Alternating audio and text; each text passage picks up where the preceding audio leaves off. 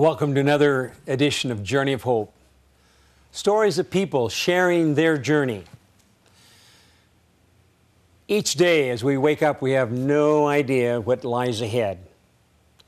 The psalmist says, "Today is the day of the Lord. Let us be glad and rejoice in it." Each week we interview different people that have been impacted by Loma Linda or been a part of Loma Linda. And our special guest today is Jacqueline Priest, all the way from Loma Linda. But she's got an amazing story and journey that she's going to share with us. Jacqueline, it's good to have you here on Journey of Hope. It's a pleasure. We've got people from around the world that are watching, and yes, we want to learn a little bit about your background. All Some right. people that are watching probably already know about you, but tell us a little bit about your background, where you're from, and where you went to school, and about your family. Okay, well, I grew up in Arkansas. I was born in Georgia, but I grew up in Arkansas and spent about 15 years there. Went to Ozark Adventist Academy and Ozark Adventist School, so I upgraded from grade school right across the street to academy, all the way across the street. It was a big deal for me. And that's where I met my husband in high school, our senior year. And So both of you going to academy then? yeah, academy together. And my dad is a recording artist, and he has traveled and sung for as long as I can remember. My mom is a school teacher, and I have a brother. Okay, so tell me, what's your dad's name? What's your maiden name? We need to know Sorry. That's My all dad right. is Steve Darmody. Okay. And yes, he's been an extremely big influence on me in my music ministry and my love of music and all the different ways that I've expressed that throughout my life. So now, did you grow up in Arkansas then? Yeah, mm-hmm. And Yeah, so I grew your up dad there. was located there for a while? Yes, we were there. My dad says he can work wherever there's an airport nearby, so that's Okay. where we were. And people always ask, "You don't have an accent." That's the first thing whenever I say I'm from Arkansas. "You don't have an accent." Yeah. Well, my mom was an English teacher, so she made sure I said y'all as little as possible. So now, where's your dad from? All over. Born in Texas, Okay. and my mom born in Tulsa. So, but he was traveled, lived various places when he was younger. And Okay, well, we're going to learn a little bit more Yeah. here, but your husband's from where? my husband is born in the Northwest, and but really a Texan at heart. Okay. You can't really, once you live Moved there from the Northwest, then yeah, to Texas. how in the world does somebody in the Northwest go to school out of Arkansas? Or, Yeah, well, he's a pastor's kid, and so his dad was called down to Texas, and that's where they ended up being for a while, and now he's a full-blooded Texan. Oh, yes, all right. Yeah. So you, let's find out what you're doing right now. Yeah. Because you're in I work for Loma Linda University in the School of Allied Health Professions as their Alumni Affairs Officer. It's been a fantastic job. I'm so blessed to have it. I love the people I work with. It's really a blessing. I got that job right out of college, and just completely right in my degree, my specialty, which was communication, PR, and advertising. I do design work and I write articles and all of that. So I feel extremely blessed to have found that and work with a wonderful friend and boss. So Keisha Norris is just wonderful. So I do that, and my husband goes to dental school at Loma Linda. So Okay. like I've told you before, we've completely bought into Loma Linda. Yeah, you're working here, and you're the Yes. Alumni Affairs Officer. Director for the Yep. School of Allied Health. That's right. Which is, I think, our largest school here. It Has is. the most students, nearly 1,000 students. That's there. right. Actually, over 1,000 Okay, students so this over, year. all right, Yeah. over 1,000. So then your husband's in dental school, and he's right. what year? He's a fourth year. Okay, so we're, you're in the senior year then. That's right. Kind of exciting. Not as many classes, but so he gets to really do dentistry, and he loves it. I'm so Now, proud. some things happen. Let's go Yeah. back and kind of talk about your journey, because Yeah. you got a journey that's similar to other people, but That's right. how the Lord has opened the way for you has just been kind of an amazing story. Yeah. So That's right. let's go back into your school years and kind of share with me what you were sharing the Okay. other day. Yeah, well, back when I think it starts at around 11 years old, I had a bout with depression. Now, that just kind of doesn't seem like something that a child would really go through. But it happened. But many children do, as Many I've do. interviewed other people here. That's right. I mean, starting very early in childhood, and there are many, many factors that are involved in it. so many. Different for different people, but Right. almost at the age of 11.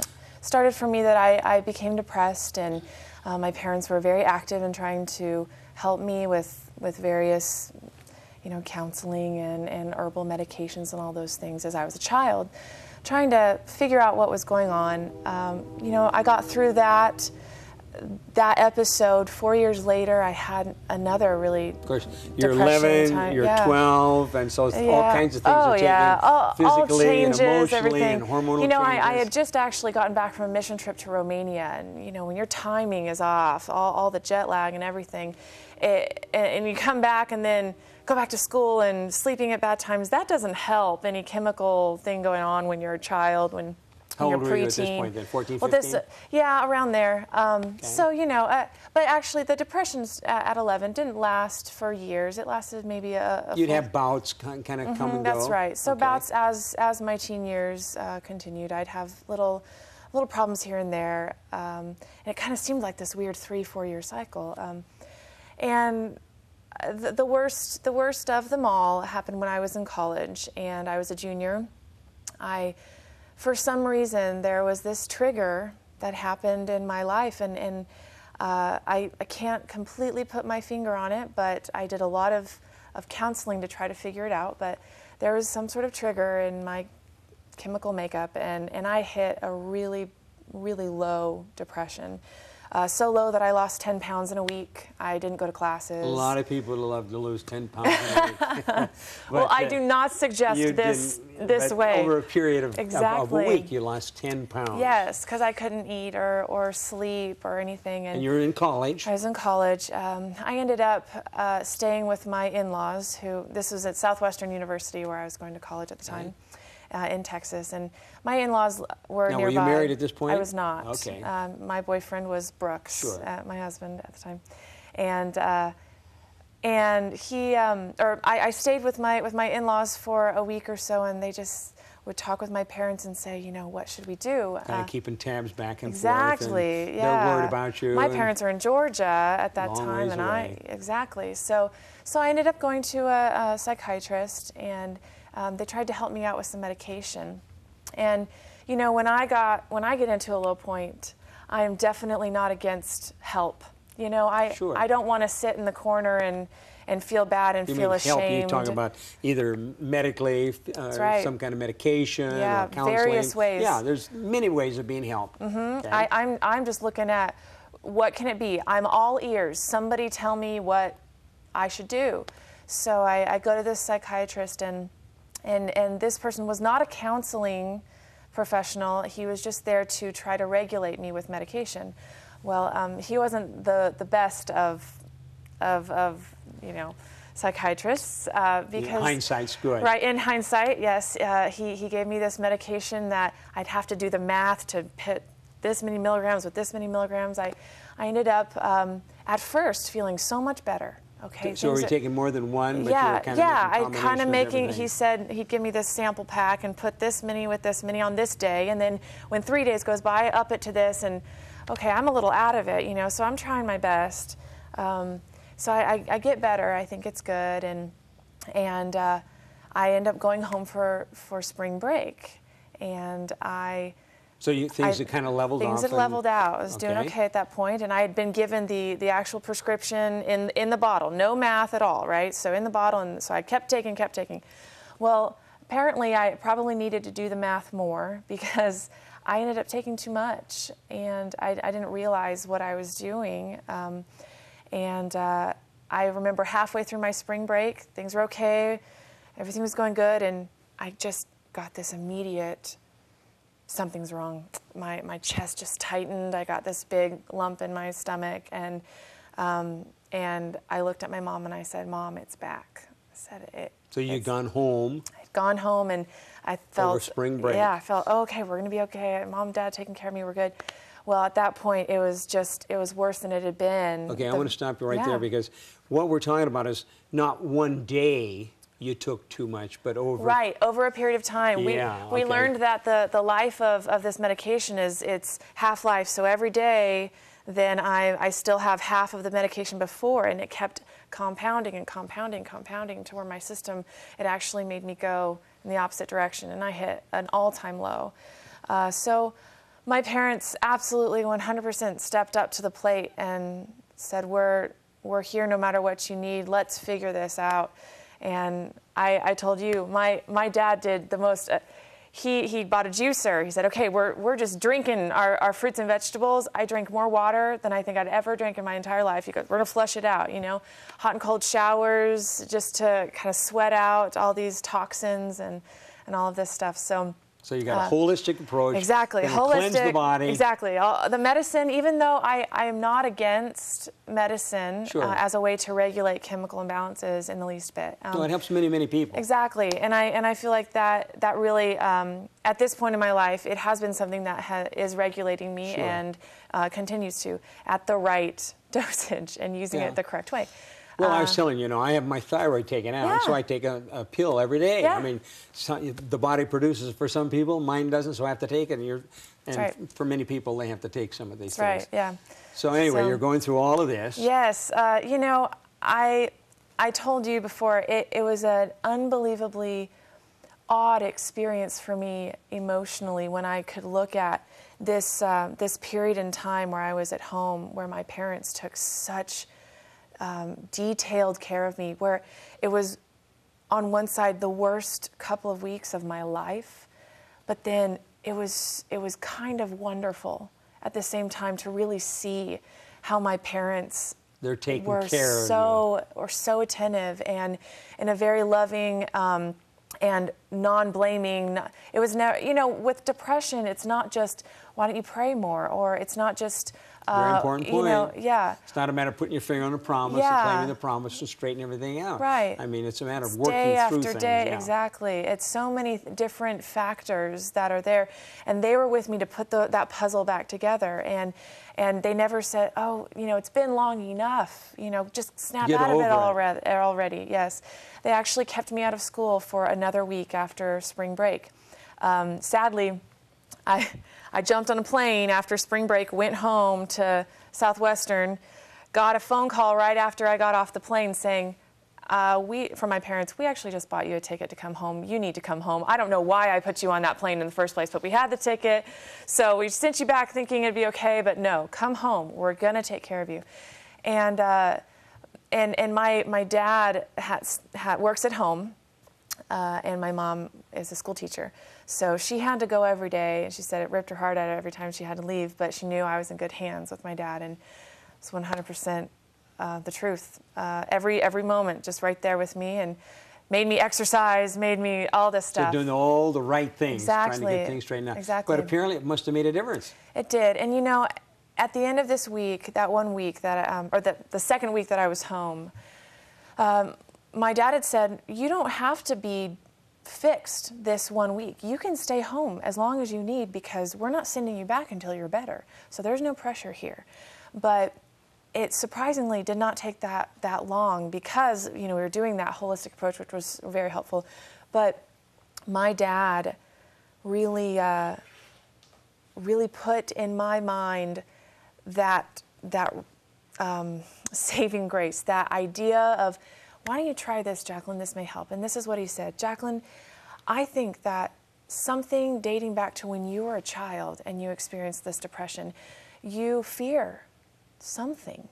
And each time it's something a little different, but you fear. There's fears and there. It was involved. And he said, you need to become a scholar. You need to become completely involved in what the Bible has to say about fear, and why you shouldn't fear, and the promises to hold on to, the hope that you have about not fearing. So really dig in. And really dig in.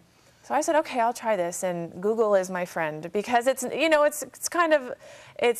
hard to think, okay, here's the Bible, I'm just going to look here, what does God say about fear? I Googled what the Bible says about fear and all these things. There are a lot of resources out there with some amazingly peaceful and hope-driven and just wonderful texts and phrases and all kinds of help. Oh yeah, and I then felt just little surges of energy, little surges of adrenaline, going, "This is hope. This is what hope feels like, and I'm going to be okay." And little by little, this horrible experience brought me to where I really felt like I had a friendship and a close connection with God, because out of this experience, he completely went down and said, "Give me your hand, I can pull you out of this." And it gave me hope, and this is journey of hope. And I'm saying, without hope, you're down for the count. You don't have anything. That's right. And so once I got that, I was realizing, okay, I can handle what comes my way, And it was really, truthfully. So this was back in your junior year in college? Yes, junior year college. Okay, so at what point did you get married then? I got married the summer after my senior year. Okay. So you had graduated? That's right. And you came here 4 years ago. Yes, that's right. But something's happened here recently where you've begun a whole new ministry. That's right. My music ministry has really taken off, and it's been an amazingly wonderful experience. I had been asked all of my life, I started singing when I was 2 at my dad's concerts. I've asked, "Are you going to do this?" And I always said no, not because I didn't like music or singing or what my dad did for a living, but because I didn't know if I could handle standing up there and doing a concert all by myself and all the responsibility that comes along with being a musician, music minister. So you recently produced this CD. Yes, called Firefly. And it's called Firefly. Okay. And how many songs are on this? There are 11 songs, and one song is with my dad. We were doing a duet. And we're going to have you sing a song now, and what is it called? This is called Always Faithful. Always Faithful. Well, this would be a good time for you to share with us one of the songs on this CD. I'd be Always happy to. Faithful.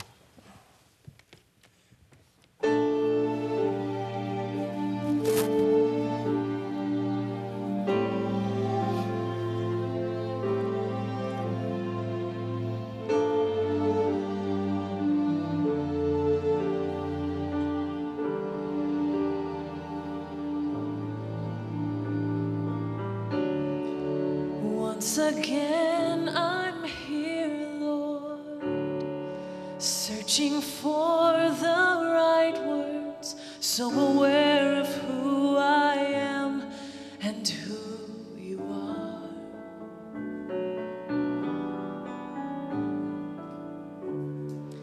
Every day I seek you, yet often I deny you. How could mercy remain for one like me? Then you say that in my weakness, you are all the strength I need. You are always faithful to love me, one so unworthy, and I stand here amazed at the measure of your grace. You have given love overwhelming to one undeserving. You have proven that your promise is true. You are always faithful.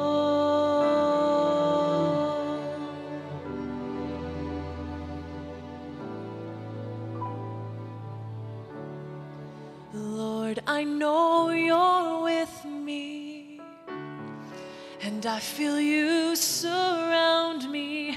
You embrace me in spite of what I've done.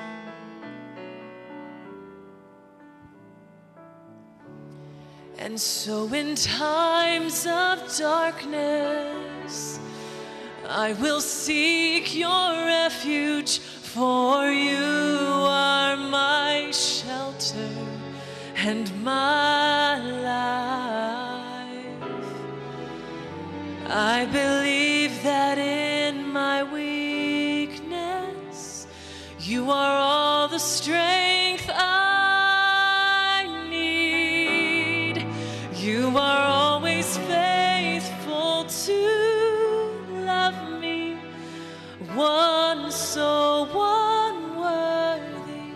and I stand here amazed at the measure of your grace.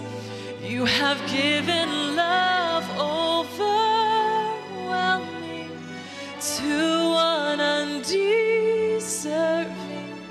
You have proven that your promise is true. You are always faithful.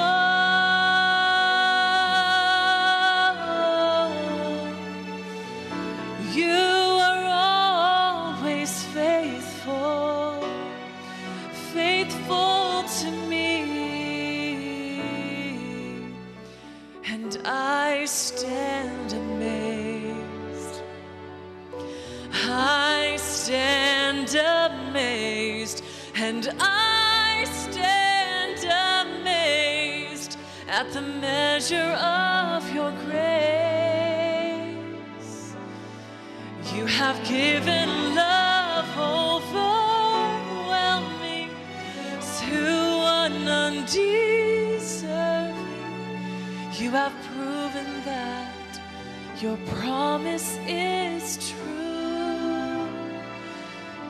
You are always faithful.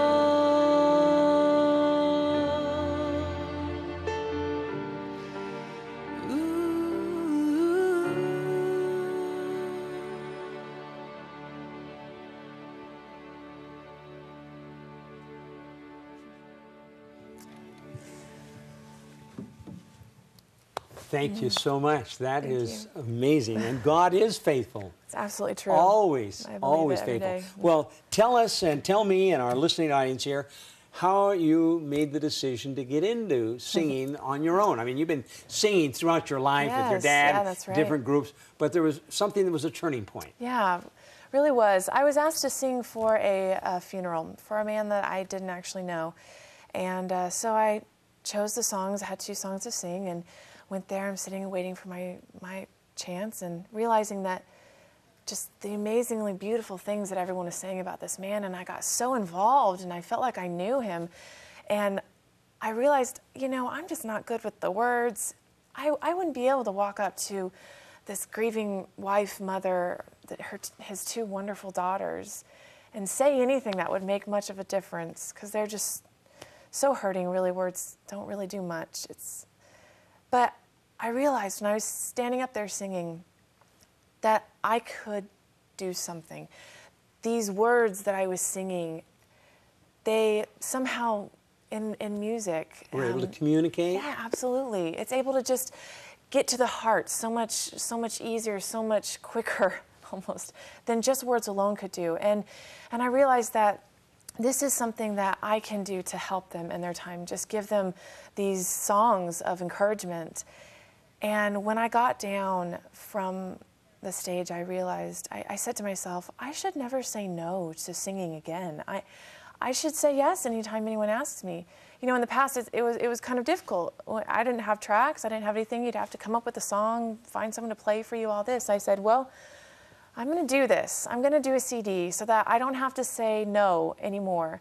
And at that point, then I'll just be free to do what God wants me to do. When He brings in the calls, then I'll go, because I have said, I'm doing this for you. You seem to have a purpose for me, and let's see what it is. So meaning and purpose Yeah. and ministry and mission Absolutely. all came out of this kind of a turning point. So Absolutely. you've just really produced this new CD. And if people wanted to get it, how we're going to have it on the website on there, but tell us again. I have a website that's www.jacquelinepriest.com/music. And you can go there, and there's a little tab that says Store. You can do a digital download, just get it on your iPod or iPhone, or you can order the actual CD. Okay. Now, but this is kind of a team ministry, because your husband is involved in this. Yes, what is he doing? Yeah, well, he is a amazing guitar player and singer, and he actually is involved in the Relive service at Loma University, the young adult ministry. So he does praise and worship a lot.